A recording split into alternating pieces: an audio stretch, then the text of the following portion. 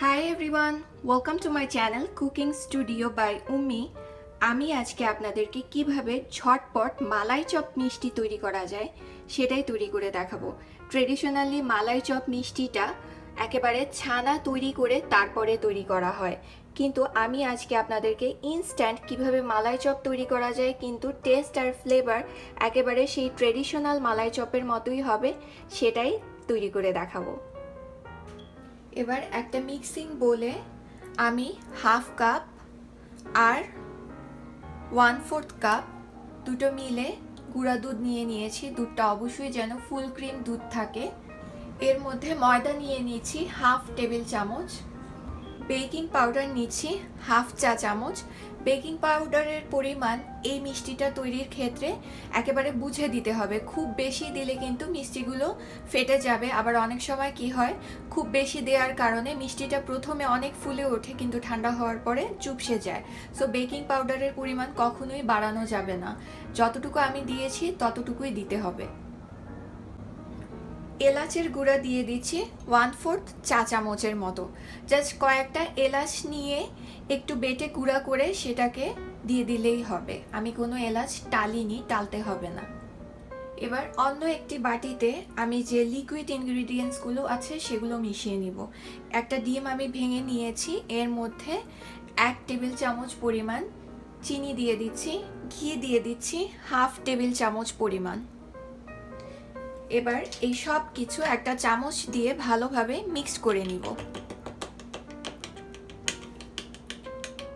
Mix করা হয়ে গেছে। এবার এই ড্রাই ইনগ্রেডিয়েন্টসগুলোকে একটু মিক্স করে নিতে হবে, সব কিছু যেন কোথাও কম বেশি না থাকে। এবার লিকুইড ইনগ্রেডিয়েন্টসটা দিয়ে দিচ্ছি, দিয়ে এই সব কিছু একসাথে মিক্স করে নিতে হবে। প্রথম পর্যায়ে ডোটা একটু স্টিকি মনে হতে পারে, কিন্তু আপনার ডোটা যদি এরকম মোটামুটি স্টিকি থাকে তাহলেই আসলে আপনার মিষ্টিটা তুলতুলা হবে আর বেশি ভালো করে ফুলবে।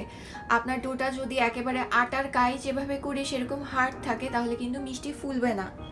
আমি হাতে একটু ঘি মেখে নিয়েছি, আপনারা চাইলে তেলও মেখে নিতে পারেন। এবার একটু অংশ নিয়ে আমি একটা বল তৈরি করব। ট্রাই করবেন বলটা যেন একেবারে স্মুথ থাকে, কোনো ফাটল না থাকে। আর এই মিষ্টিটা কিন্তু ফুলে একেবারে ডাবল হয়ে যাবে, তাই বুঝে আপনার এই বলের পরিমাণটা নিতে হবে যে আপনি কতটুকু বড় চান। যেহেতু এটা মালাই চপ, সো এরকম গোল করার পরে হাত দিয়ে একটু চাপ দিয়ে দিতে হবে। এরকম করে প্রত্যেকটা বানিয়ে নিতে হবে।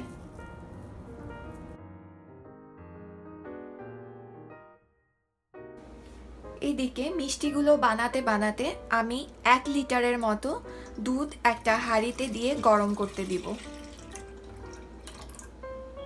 সেই সাথে দিয়ে দিব আমি 3 টুকরা এলাচ আর 1 কাপ পরিমাণ চিনি।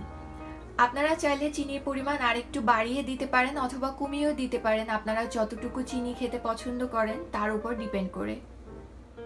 এবার ঠিক 10 মিনিট চুলার আঁচটাকে মিডিয়ামে রেখে দুধটাকে ঘন করে নিতে হবে। আমার মোট 10টা মালাই চপ হয়েছে। এখন আমি অন্যদিকে যে দুধটা জাল দিচ্ছিলাম সেই দুধের মধ্যে ছেড়ে দিব। দুধটা যখন এরকম বলক আসতে থাকবে তখন মালাই চপগুলোকে ছেড়ে দিতে হবে। এবার একটা ঢাকনা দিয়ে ঢেকে চুলার আঁচটা মিডিয়ামের থেকে একটু বেশি রেখে মিষ্টিগুলোকে 5 মিনিট জাল করতে হবে।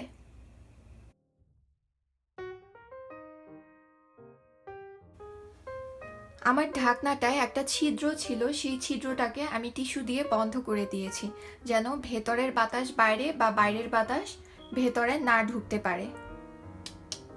এবার 5 মিনিট পরে আমি ঢাকনাটা খুলছি। দেখেন মিষ্টিগুলো কত বড় হয়ে গেছে। এটা কখনোই চামচ দিয়ে নাড়া যাবে না, তাই এরকম পাতিলের হাতলটা ধরে এরকম একটু নাড়িয়ে দিতে হবে। এখন আমি এর মধ্যে দিয়ে দিব হাফ চা চামচ পরিমাণ গোলাপ জল আর হাফ চা চামচ পরিমাণ কেওড়া জল। এখন আবার মিষ্টিটাকে ঢেকে রাখবো 5 মিনিটের জন্য। 5 মিনিট হয়ে গেছে, এখন আমি চুলাটা বন্ধ করে দিব আর ঢাকনা খুলবো না। এই ঢাকনা বন্ধ থাকা অবস্থাতেই আরও 7 থেকে 8 মিনিট রাখবো, তারপরে সার্ভিং ডিশে তুলে মিষ্টিটাকে সার্ভ করব। একটু হালকা হাতে তুলতে হবে, মিষ্টিগুলো অনেক বেশি সফট থাকে।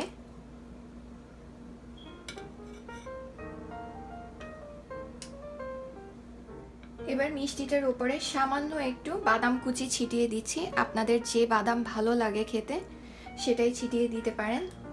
আমি একটু পেস্তা ছিটিয়ে দিচ্ছি।